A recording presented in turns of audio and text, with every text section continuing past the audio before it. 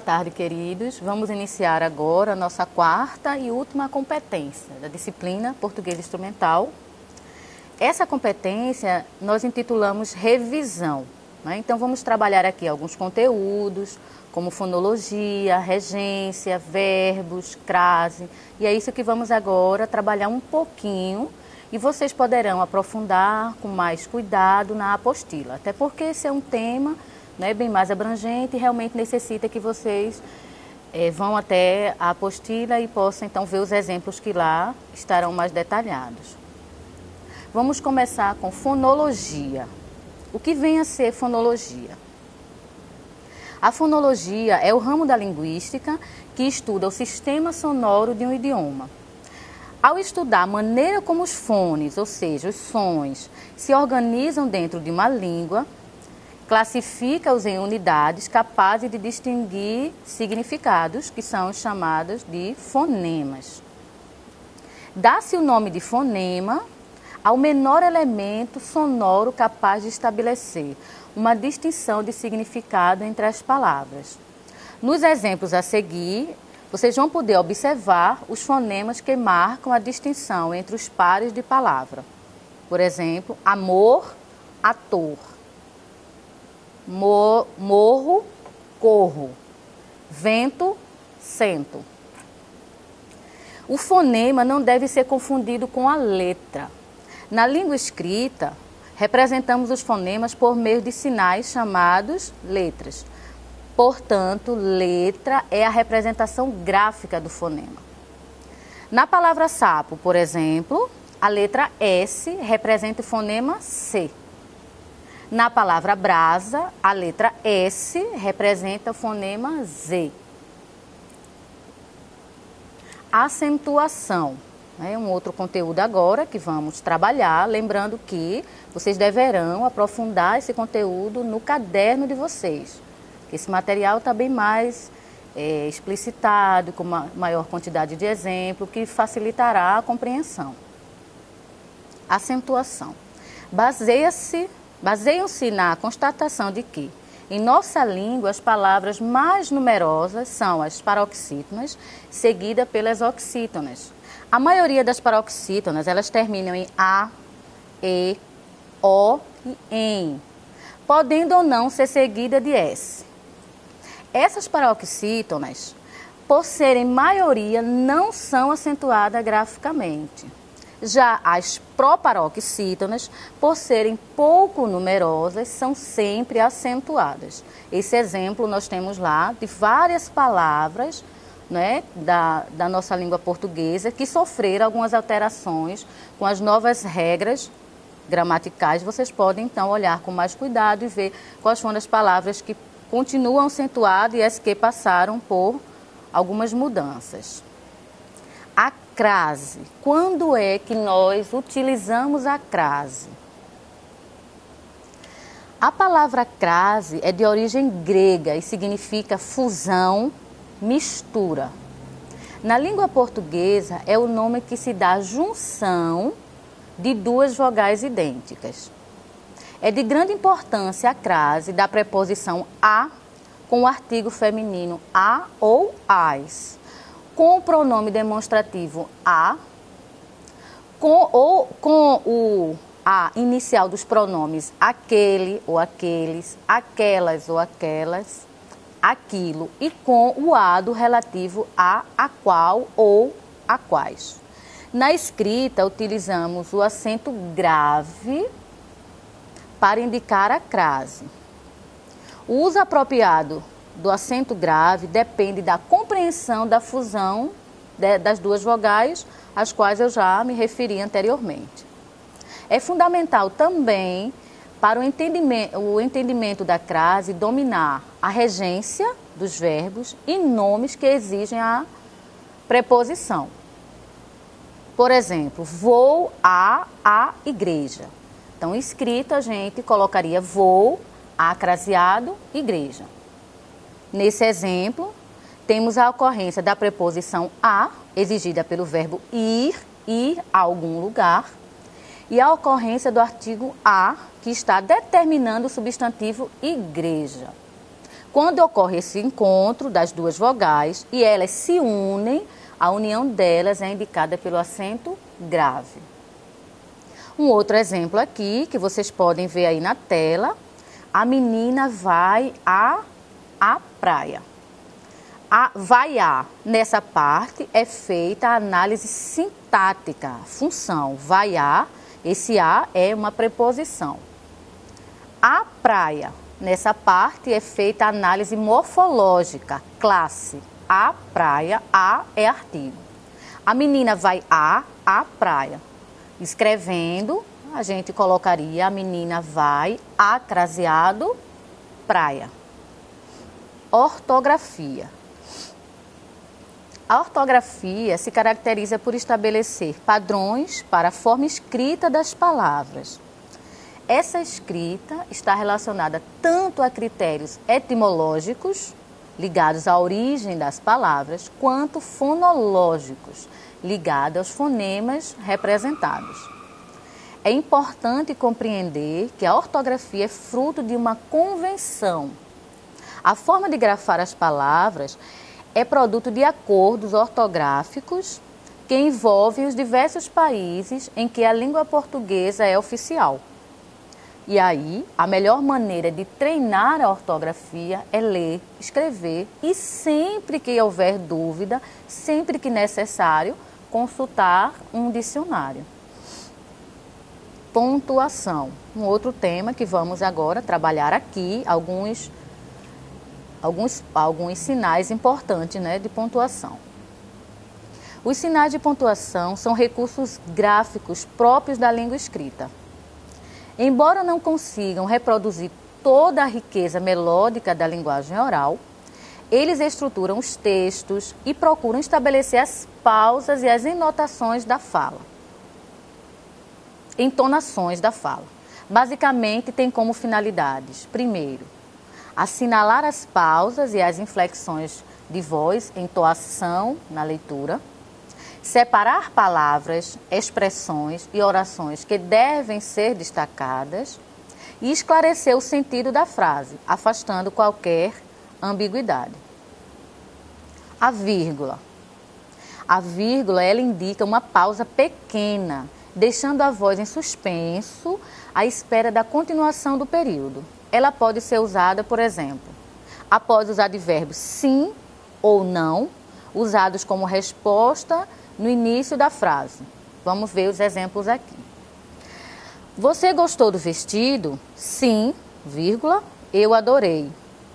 Pretende usá-lo hoje? Não, vírgula, no final de semana. Também a vírgula ela pode ser utilizada para separar termos deslocados de sua posição normal na frase, como no exemplo aqui. O documento de identidade, vírgula, você trouxe? Dois pontos. Quando é que a gente utiliza dois pontos? O uso de dois pontos marca uma sensível suspensão da voz numa frase não concluída. Emprega-se geralmente para anunciar uma citação, como no exemplo aqui. Bem diz o ditado, dois pontos. Água mole em pedra dura, tanto bate até que fura. Lembrando o poema de Vinícius de Moraes, dois pontos. Tristeza não tem fim, felicidade sim. Um outro exemplo também, onde utilizamos dois pontos para anunciar uma enumeração, como nessa frase aqui do exemplo. Os convidados da festa já chegaram, são Juliana, Renata, Paulo, Marcos. O ponto final. O ponto final representa a pausa máxima da voz. A melodia da frase indica que o tom é descendente. Emprega-se principalmente para fechar o período de frases declarativas e imperativas, como nesses exemplos aqui. Contei a meu namorado o que eu estava sentindo. Façam o favor de prestar atenção naquilo que irei falar. Ponto de interrogação. O ponto de interrogação geralmente é usado ao final de qualquer interrogação direta, ainda que a pergunta não exija uma resposta, como nos exemplos aqui abaixo. Onde você comprou este computador? Quais seriam as causas de tantas discussões? Por que não me avisaram? Então, vemos aqui que ainda que as frases não necessitem de resposta, a gente usa o sinal de interrogação. O sinal de exclamação. O ponto de exclamação é utilizado após as interjeições, frases exclamativas e interpretativas. Pode exprimir surpresa, espanto, susto, indignação, piedade, ordem, súplica, dentre outras. Possui entonação descendente, como nos exemplos aqui abaixo. Como as mulheres são lindas! Parem, por favor. Ah, que pena que ele não veio. Hífen, né? Vamos agora trabalhar um pouquinho quando a gente emprega o hífen. O hífen é usado com vários fins em nossa ortografia, geralmente sugerindo a ideia de união semântica. As regras de emprego do hífen são muitas, o que faz com que algumas dúvidas só possam ser solucionadas com o auxílio de um bom dicionário. E aí, no caderno de vocês, né, na apostila, vocês têm alguns exemplos do uso do hífen, principalmente agora a partir das novas regras gramaticais, né? Então, vocês olhem com cuidado na apostila e vejam, então, quais são os momentos que a gente emprega o hífen e aquelas palavras que tinham hífen e que agora, a partir das novas regras, não se usa mais.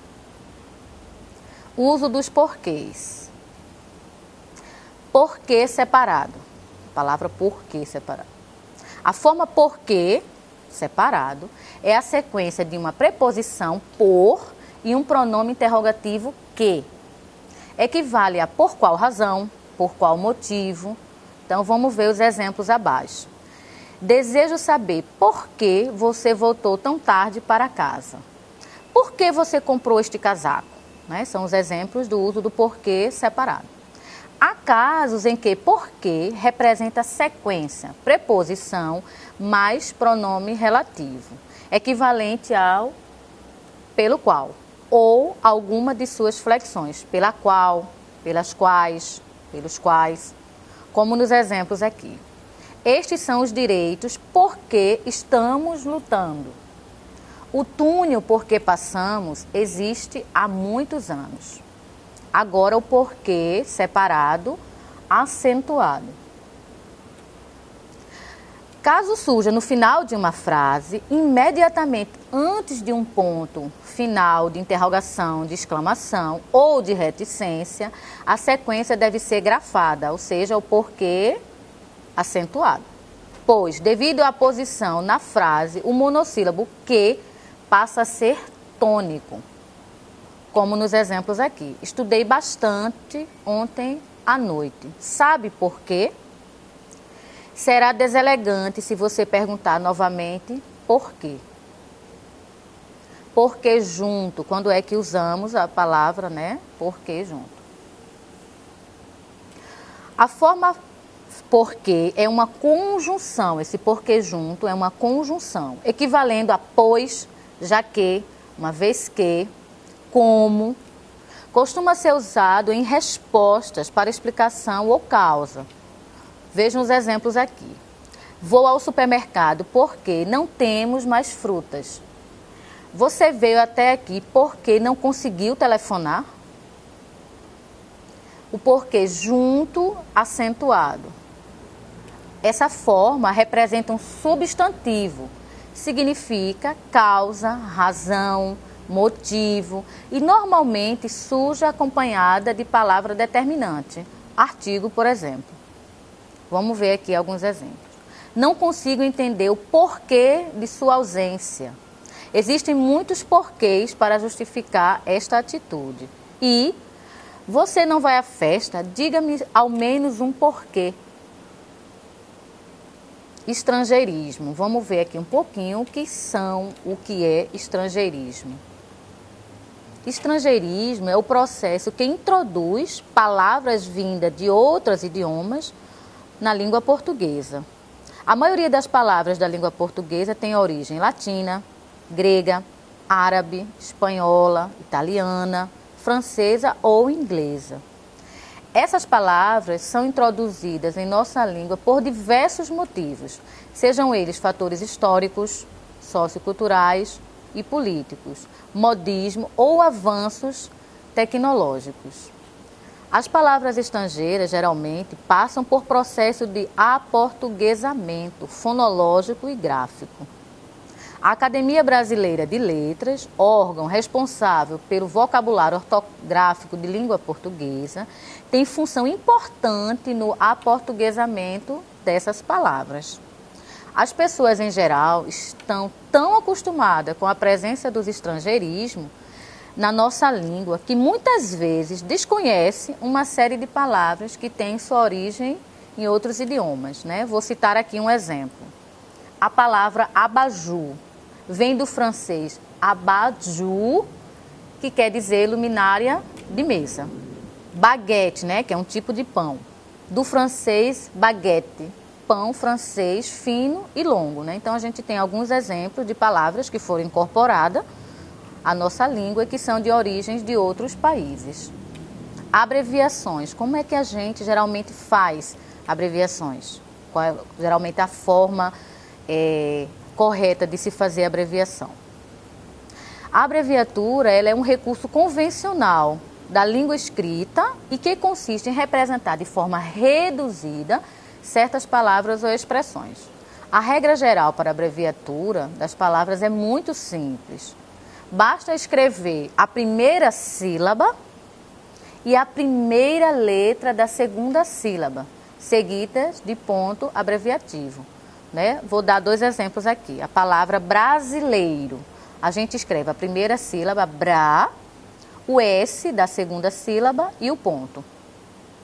Numeral. Primeira sílaba, nu, o M da segunda sílaba e o ponto, né? Então, essa é a regra básica para se fazer abreviações. Verbos.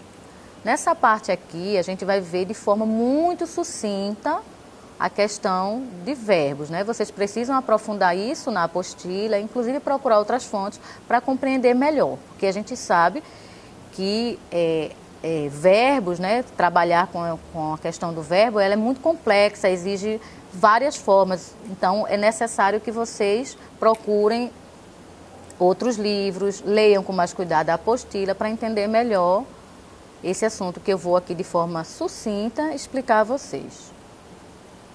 Verbo é a classe de palavras que se flexiona em pessoa, número, tempo, modo e voz. Pode indicar, entre outros processos, ação, e aí nesse caso um exemplo, correr. Estado, exemplo, ficar. Fenômeno, um exemplo disso, chover. Ocorrência, um exemplo, nascer. E desejo, um exemplo, querer. As estruturas das formas verbais.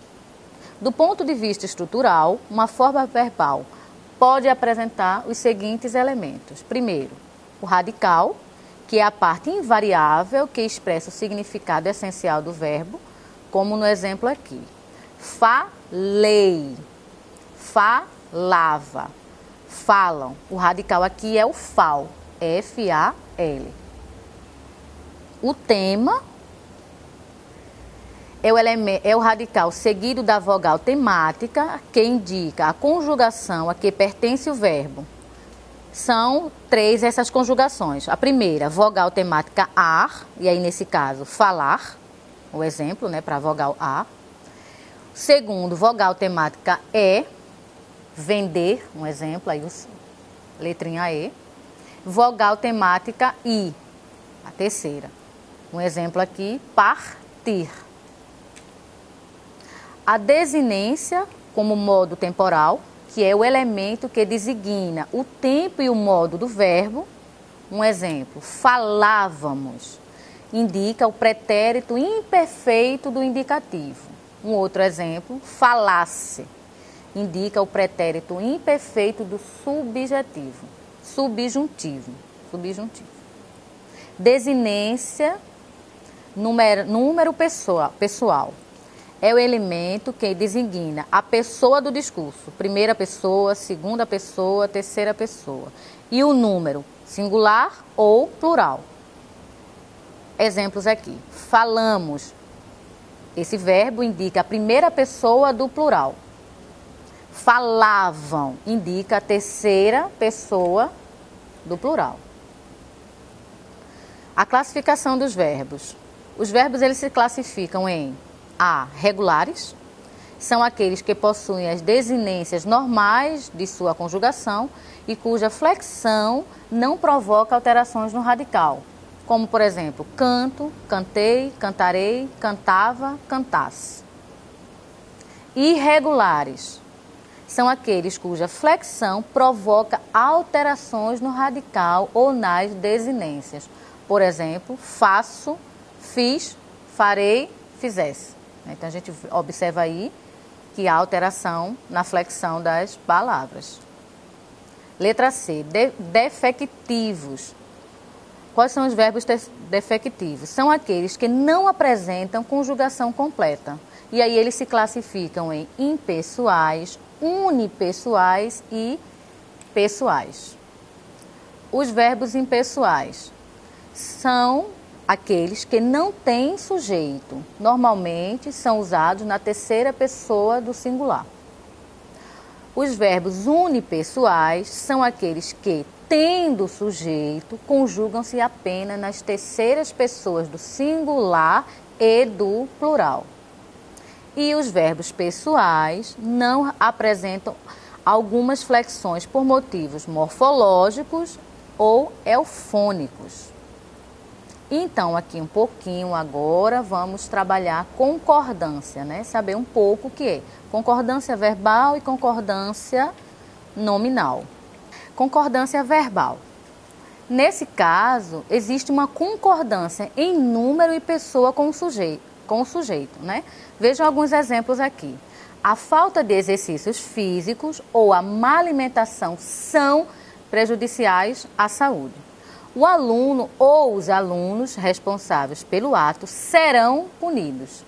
Lutar e desistir são dissociáveis, né? Então veja aqui que a concordância está com o verbo. O verbo, nesse caso aqui, ele ficou concordando com alimentação e com exercícios físicos. Concordância nominal. Nesse caso aqui, da concordância nominal, diferentemente da verbal, se baseia na relação entre um substantivo, numeral, pronome ou substantivo, e as palavras a que eles se ligam para caracterizá-los. Artigos, adjetivos, pronomes adjetivos, numerais adjetivos e particípios. Vejam aqui esses exemplos. Encontramos caídas as roupas e os prendedores. A indústria oferece localização e atendimento perfeito. Os jovens tinham algo de misterioso, né? Então, a concordância aqui está tanto com o numeral, como com o pronome ou com o próprio substantivo. E agora vamos trabalhar um pouquinho regência, né? Vamos entender um pouquinho o que é, na verdade, regência nominal e regência verbal. Em um todo oracional, as palavras relacionam-se entre si para que haja significação, ou seja, as palavras são interdependentes. A essa relação de complementação entre as palavras dá-se o nome de regência. Neste processo, a palavra que depende é chamada de regida e o termo regido, ou termo regido, e o termo a que se subordina, regente. Logo, dá-se o nome de regência à relação de subordinação que ocorre entre um verbo ou um nome e seus complementos. Ocupa-se em estabelecer relações entre as palavras, criando frases não ambíguas que expressem efetivamente o sentido desejado, que sejam corretas e claras, né? Então, essa é a função da regência. A regência verbal. A regência verbal estuda a relação que se estabelece entre os verbos. É quando o regente é um verbo. E os termos que o complementam, objetos diretos e objetos indiretos, ou caracterizam, nesse caso, adjuntos adverbiais. O estudo da regência verbal permite-nos ampliar nossa capacidade expressiva, pois oferece oportunidade de conhecermos as diversas significações de um verbo, que pode assumir com a simples mudança ou retirada de uma preposição. Exemplo aqui. A mãe agrada ao filho. Agradar aqui significa acariciar. A mãe agrada ao filho. Nesse caso, agradar aqui significa causar agrado ou prazer, satisfazer. Logo, conclui-se que agradar a alguém é diferente de agradar a alguém. E a regência nominal? Quando é que ela ocorre? É o nome da relação existente entre um nome, substantivo, adjetivo ou advérbio e os termos regidos por este nome. Essa relação é sempre intermediada por uma proposição. No estudo da regência nominal, é preciso levar em conta que vários nomes apresentam exatamente o mesmo regime dos verbos de que derivam. Conhecer o regime de um verbo significa, nesses casos, conhecer o regime dos nomes cognatos. Então, vamos ver aqui os exemplos. Verbo obedecer e os nomes correspondentes. Todos regem complementos introduzidos pela proposição a. Obedecer a algo, a alguém. Obediente a algo, a alguém. Peço que vocês olhem com cuidado o caderno de vocês, né, a apostila, para verificar mais exemplos e ver esse assunto com mais detalhado, né, já que aqui o tempo é curto para a gente expor um assunto que é tão extenso. Finalizamos aqui a nossa quarta competência e a nossa disciplina de português instrumental. Desejo a vocês sucesso e que essa disciplina possa ter ajudado mais um pouquinho a vocês na conclusão deste curso, né? No andamento do curso que vocês estão fazendo. Obrigada.